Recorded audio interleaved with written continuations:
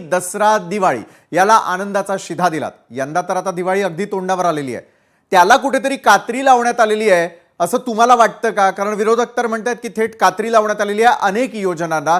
योजना येण्यापूर्वीच अनेक विरोधकांनी शंका उपस्थित केलेल्या होत्या की पुढच्या काळामध्ये या योजना टिकवता येणं शक्य होणार नाही, मग कात्री लावणं हाच पर्याय आहे का आणि कात्री लावली जाते का? डॉक्टर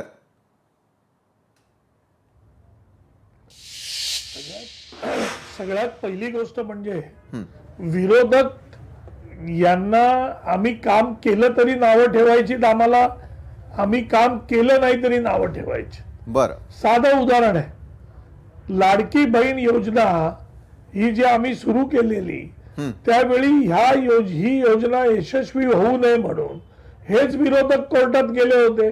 हे दर आठवड्याला बोलत होते की उद्या बंद होणार, परवा बंद होणार, 1 महिन्यानी बंद होणार। आजपर्यंत हेच बोलत आले, पण लाडकी बहीण योजना काही बंद झाली नाही, ती आम्ही सुरू ठेवली। हेच विरोधक ही योजना होऊ नये म्हणून कोर्टात गेले होते। कोर्टात ज्यावेळी यांनी खोडा घातला तेव्हा लाडक्या बहिणींनी यांना पूर्ण महाराष्ट्रामध्ये जोडा दाखवला विधानसभेच्या निवडणुकीमध्ये।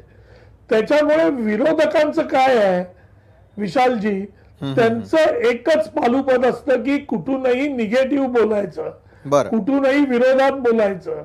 आणि ज्या ज्या गोष्टी होत आहेत, आता ज्यावेळी भुजबळ साहेब म्हणाले त्याचा पराचा कावळा विरोधकांच्या प्रवक्त्यांनी केला की त्यांनी कबूल केलं महाराष्ट्र खड्ड्यात गेलाय, महाराष्ट्र कर्जात गेलाय। अहो, महाराष्ट्र कसा कर्जात जाईल? जीडीपीच्या 17% पर्यंत फक्त आपण कर्ज घेतलंय। या देशामध्ये अशी कितीतरी राज्य आहेत की त्यांनी जीडीपीच्या 30-40% कर्ज घेतलंय। आपण जीडीपीच्या 25% पर्यंत आरामशीर कर्ज घेऊ शकतो, आपण फक्त 17% पर्यंत गेलोय। आणि ही परिस्थिती देशातल्या सगळ्या राज्यांची आहे। त्याच्यामुळे असे ज्यावेळी विरोधक म्हणतात की कर्ज झालंय, खड्ड्यात गेलाय, त्याचं उत्तर हे आहे यांच्याकडे अभ्यास नाहीये, यांना कळत नाही राज्य कसं चालतं, कसे पैसे उभारायचे असतात आणि जीडीपीच्या किती टक्क्यापर्यंत तुम्ही कर्ज घेऊ शकता हा नियम आहे। 25% पर्यंत जाऊ शकता तुम्ही, त्याच्याही पुढे जातात, पण आपण तर 25%च्या आत आहोत। त्याच्यामुळे प्रश्न कर्जाचा नाहीये, राहिला प्रश्न मदतीचा।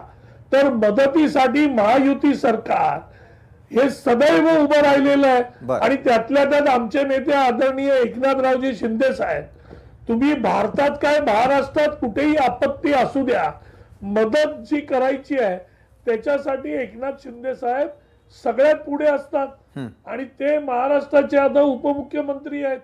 त्याच्यामुळे आनंदाचा शिधाबद्दल जी आता आरडाओरड सुरू केलेली आहे, कारण यांच्याकडे यांच्या काळात यांनी काहीच दिलेलं नाही।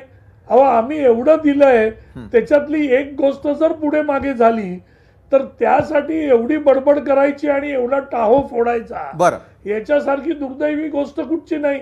बरं, आनंदाचा शिधा हे देण्याचं आम्ही ठरवलेलं आहे। आता त्याच्यामध्ये काही काळ पुढे जाईल, काही काळ आता आपण जे बघतोय की परिस्थिती महाराष्ट्रातली काय आहे, या महाराष्ट्रातल्या पूर परिस्थितीमध्ये सुद्धा आम्ही अन्नधान्य पोहोचवतोय, आम्ही ते पूर्ण पाकिट पोहोचवतोय, त्याच्यामध्ये ब्लँकेट, खाण्याच्या वस्तू, याच्या सकट सगळ्या गोष्टी। काल मेळाव्याच्या आधी पण जवळजवळ 20-25 ट्रक आम्ही महाराष्ट्रात संपूर्ण मदत पाठवली।